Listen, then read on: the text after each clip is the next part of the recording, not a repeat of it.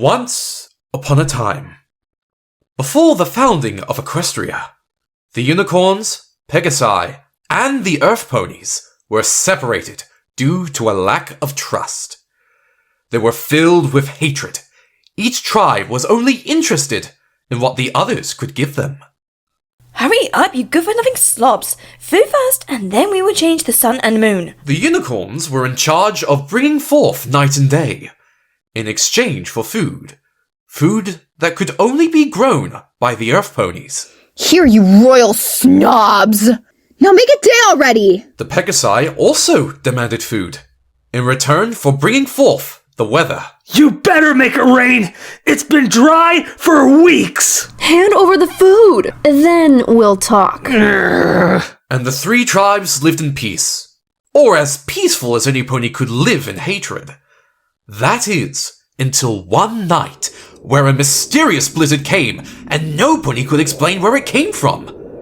The earth ponies could not grow their food, making the other two tribes livid. The Pegasi couldn't control the weather, which made the others fuming. Not even the most powerful unicorns could control the storm, or keep it out.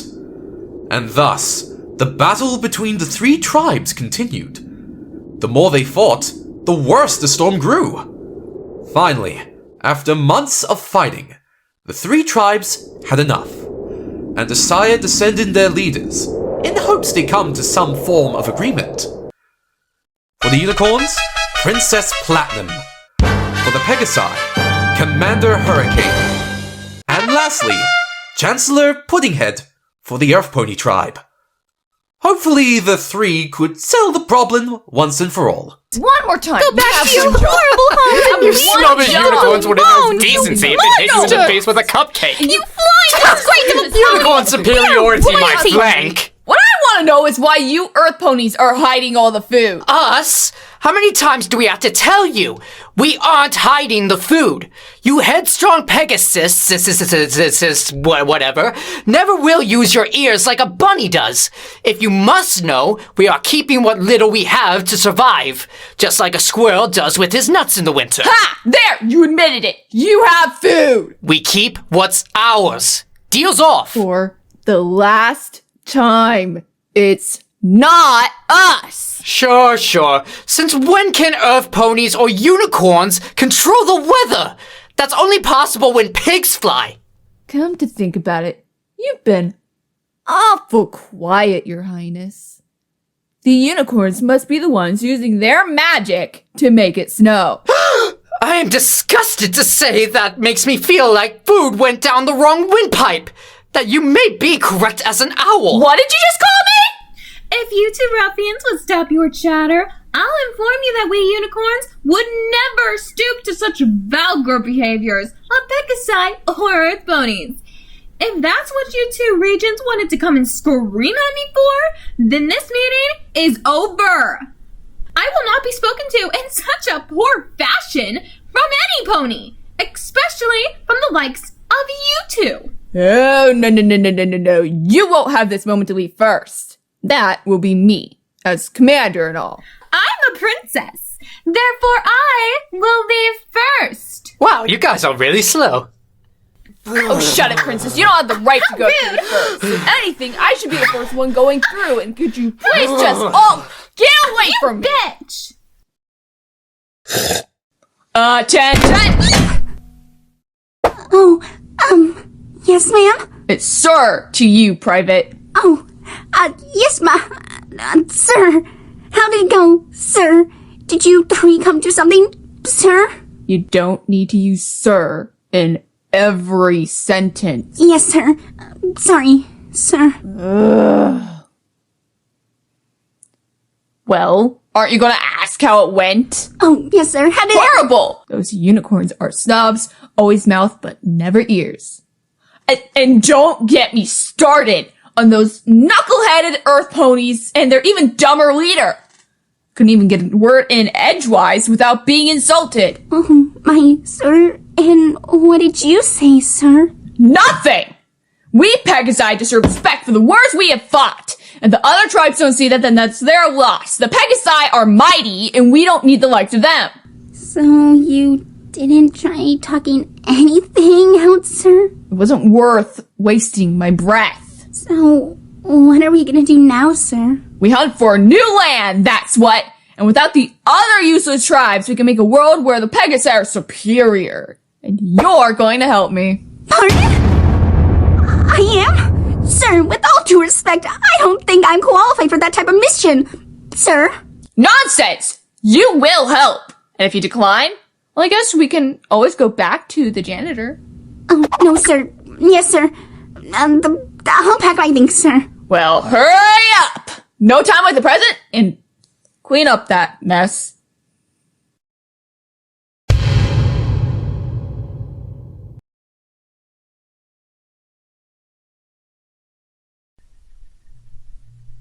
Oh, Chloe, that was useless! Absolutely useless! I don't see why you made me go! Why couldn't Father go? Your Highness, you know perfectly well your father is too ill to go out, especially in these times.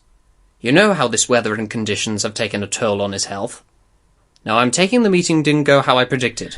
But of course not, Chloe. Apologize if I seem blunt, but your books and mentor are nothing but ludicrous.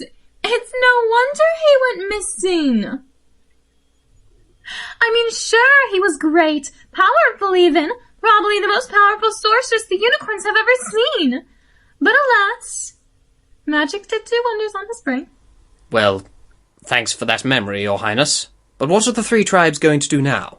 As if I'd know or care about the others. What we need is a strong leader to find us new land. Chloe, find the most capable stallion to be my knight in shining armor. Your Highness, with all due respect, none of the unicorns are strong enough for such a mission. With what little we have is going towards your father's care. I'm afraid we can't ask that of them. It would be more of a death sentence to most. Okay, fine then. I'll do it myself. Your Highness, you can't— And you're going to accompany me, are you not? Your Highness, with all due respect, I don't think— Perfect. It's settled. We will leave at dawn. Your Highness, dawn was 2 hours ago. Fine. Sunset then. Very well, Your Highness.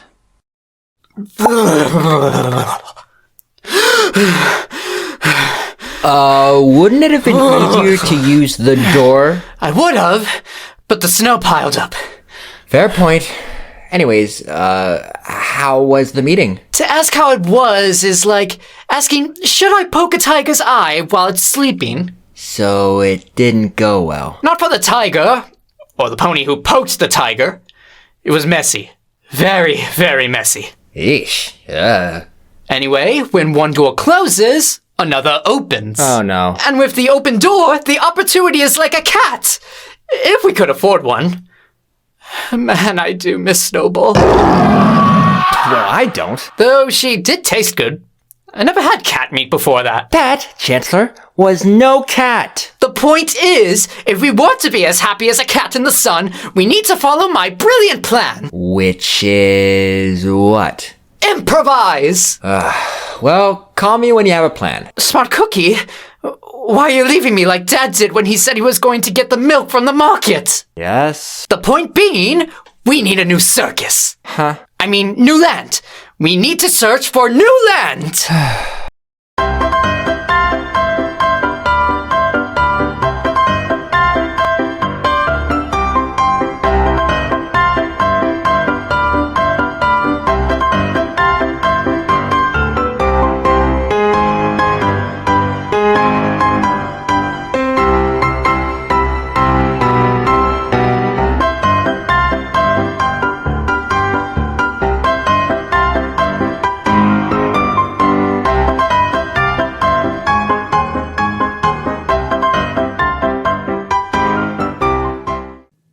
Look at these clouds! Look at this sky! I hereby dub this land in favor of the Pegasi. We will call it Pegasopolis. Oh my, Chloe, have you ever seen such gems? This land is full of riches beyond anything the unicorns have ever been able to afford. I can already think of all the gowns I can get. Oh, and the balls we will have. I can only imagine, Your Highness. And the name of Her Royal Highness, Princess Platinum Silver Gem Willow, Moon Starfall Lavender, daughter of the Unicorn King, leader of the most majestic tribe. I name this land Unicornia. Wow! This land is as beautiful as the morning sun. It has been some time since then, Smart Cookie. This dirt is as soft as a monkey's behind. The trees are as helpful as oxygen is to us. And the sky... Oh, the sky. I don't think I've seen a sky since the dog last caught its tail. And the ground is perfect for growing food as well. I, as Chancellor for the Earth Ponies, hereby name this land the Garden of Eden that lives on Earth. And that is one of the first gardens and most important known to ponykind. Although, the snakes will be executed immediately. How about just Earth? As in, this is Earth Pony territory. You're as fun as a popped balloon, Smart Cookie. I'm quite aware, Chancellor. But if we must, as the moon must come up eventually, we will name our land Earth. We have our land for the taking! This kingdom is for the unicorn. This land is one of many that the sun will shine upon forever, even when the sun is down. We will never be in the dark, only in the dark when it's night, but never when it's lonely, for we... What are you doing here? Oh no. This ain't gonna go well. Dear Starswell, if only you could help us, now would be a great time. I planted my flag first. Get out before I send Private to deal with you. What? Sir, I did not consent to this, sir. What's her problem? Did not? If you lay a hoop on me, you man will hear from my father. It's sir to you, peasant. Your dying father, who can't even lift his own hoof, doesn't scare me. You will not speak ill of my father.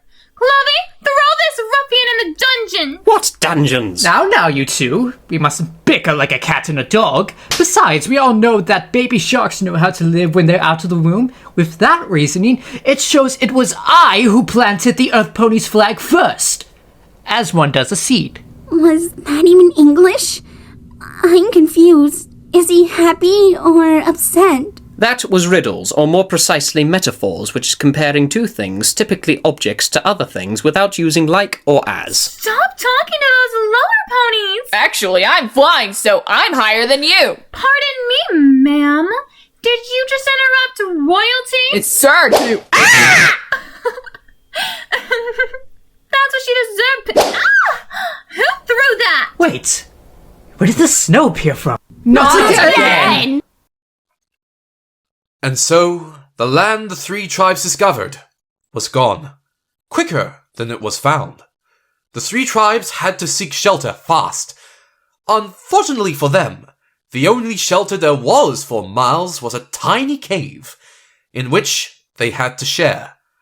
And no pony was happy about that. Pardon me, Commander Hothead. Would you give me my space? I'm trying to breathe here. Yes, and it's hard without trees. What are you doing there, Chancellor? Why, I'm making lines that only Earth Ponies can cross. Well, if he gets one, I want one. Chloe! You can't get everything, princess. Private! Sir, yes, sir. Psst. Chloe, come here. Do you see that? With all due respect, Your Highness, I don't see much. Only a rock. We are in a cave, after all. Precisely. A rock is the equivalent of a diamond. Oh, that's not how rocks work. Go fetch it for me at once. Your Highness, I can't just step into the other's territory. We must respect their boundaries. Fine, then I'll do it. Wait, Platinum, no! Hey, you invaded our territory. I'm sorry, ma'am. I just need to collect this rock. The rules were clear. No invading each other's territory. If you two are done whining like banshees... You stay out of this. Every pony, the entrance. Great. Now we're trapped. You two deserve this horrible fate. I just wanted to see my father get better in this wonderful land. And you two ruined it. It's your fault too, princess. Yeah, you never stopped whining. Why, my ears felt like they were going to explode. Well, excuse me. I'm not the one making stupid metaphors. I mean, how are we even supposed to understand you? Well, if the shoe fits. Take that back. He's got a point, you know. Why are you guys ganging up on me? Especially you, Commander. Pegasi are brutes. Unicorns are snobs. Earth ponies are numbskulls. Chancellor! Platinum! Sir! Ah!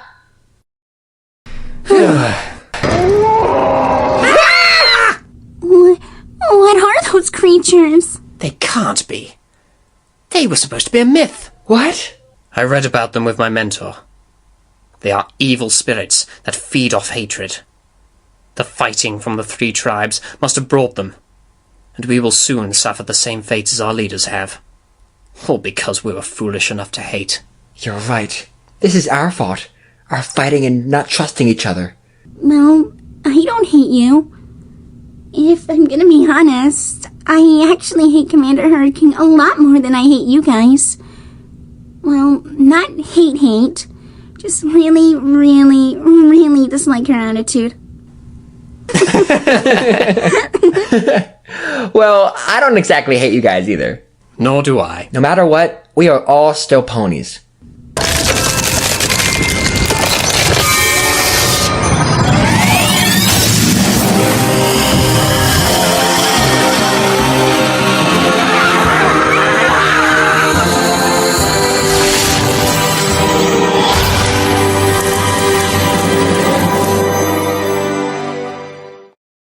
I didn't know a unicorn could do that. Me neither. How?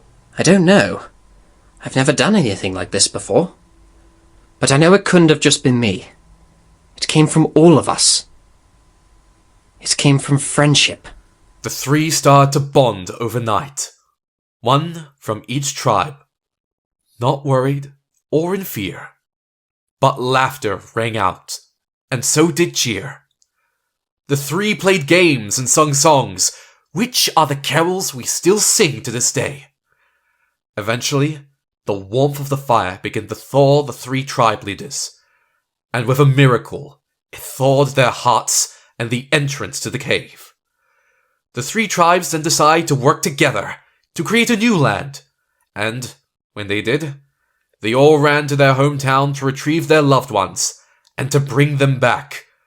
With a vote from every pony, they all decided on a name for this new land.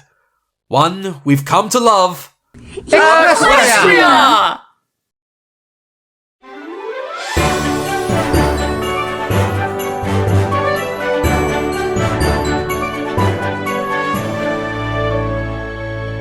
As dawn shines on us every morn, the fire of friendship is reborn, and all the friendships we have made, we cherish in every way. Loyalty binds us and makes us strong, honesty shows that we belong, and kindness shared will unite us through each day. The fire of friendship lives in our hearts, as long as it burns we cannot drift apart.